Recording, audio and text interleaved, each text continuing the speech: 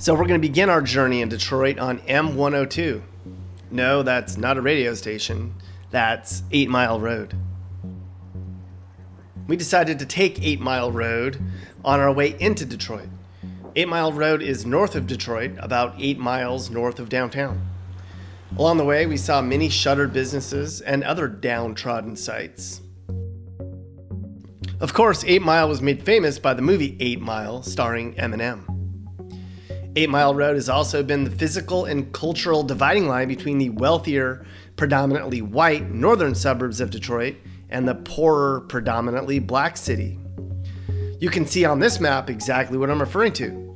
As we drive, heading west, on our left is the black population, where people earn about $30K a year, and on our right is the white population, where people earn about $75K a year. So we left 8 Mile Road and hopped on a 75 South to head into Detroit proper.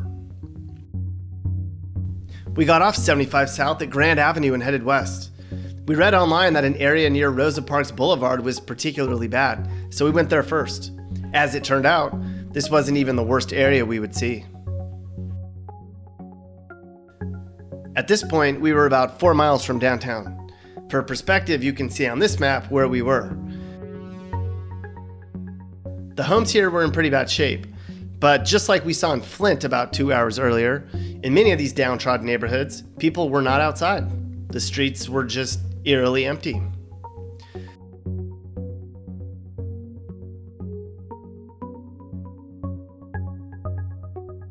Did you know Detroit has lost 2/3 of its population? Hey there, Mappy. I knew the population of Detroit has declined, but I didn't know how much. Have you ever seen a neighborhood like this, Mappy? I've been to East Cleveland once. That was really bad. Me too, Mappy. But in East Cleveland, at least they had houses, not just all these open spaces. Mappy, we're gonna have to catch up about all your family drama, but we're gonna wait until the next video to get to the bottom of that.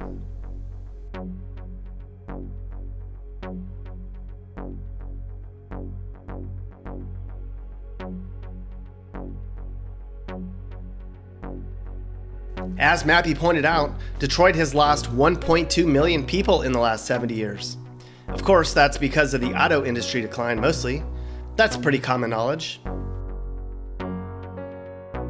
In this neighborhood we were in, rent was about $450 a month for the entire house. You can see why.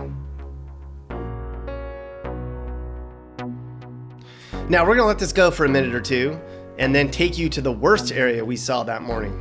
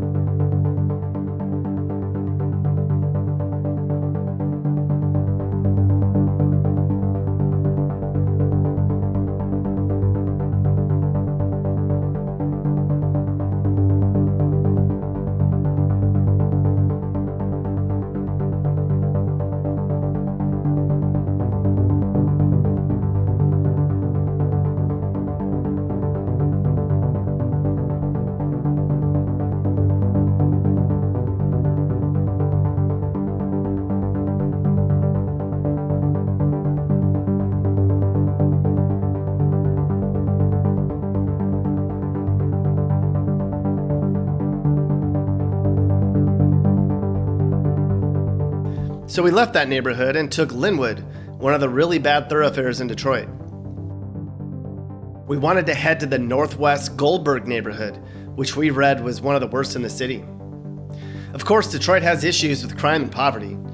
1 in 3 people in Detroit lives in poverty.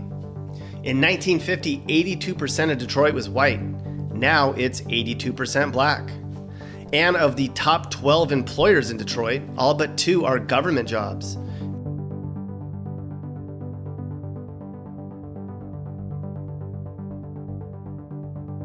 Of course, people talk about a Detroit resurgence.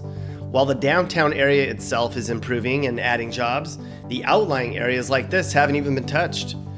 And apparently, there are businesses that want to grow in Detroit, but they can't find people who are either motivated or skilled to take those jobs.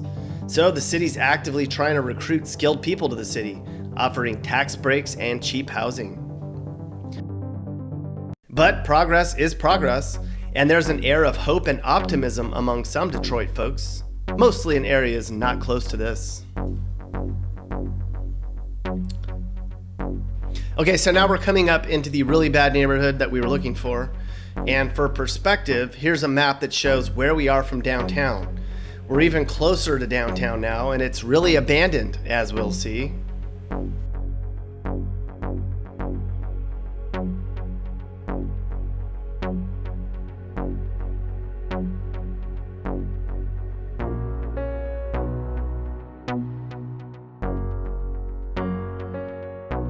Now, this neighborhood wasn't really dangerous.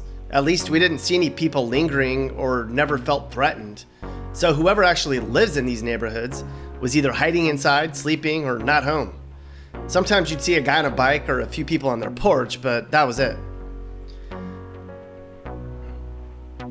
It was just really interesting to see, block after block, where there were large areas where homes were raised, where things were essentially just turning back to nature.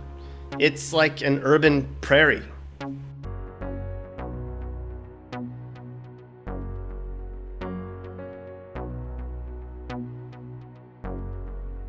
Many of the homes left are mostly gutted or have some sort of fire damage. Some of the alleys look like hiking trails.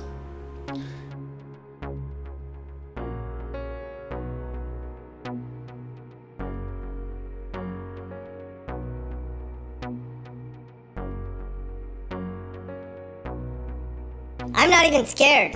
This isn't so bad. I know, Mappy, it really isn't. That's because it's early in the day, buddy, and we can see, and we're driving in a car that looks like an undercover cop car. So people are giving us a wide berth.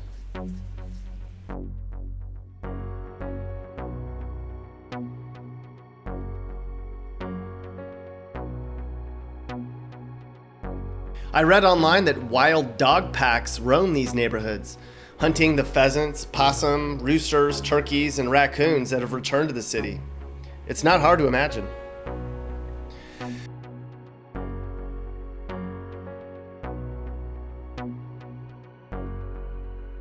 Now we're gonna let this video just roll. We have about 15 minutes more of just footage where we looked at different areas of Detroit, all on the city's northwest end. For the most part, these areas were run down, but occasionally, as you'll see, there's small areas that aren't too bad. So let's just drive and let you check out the rest for yourself.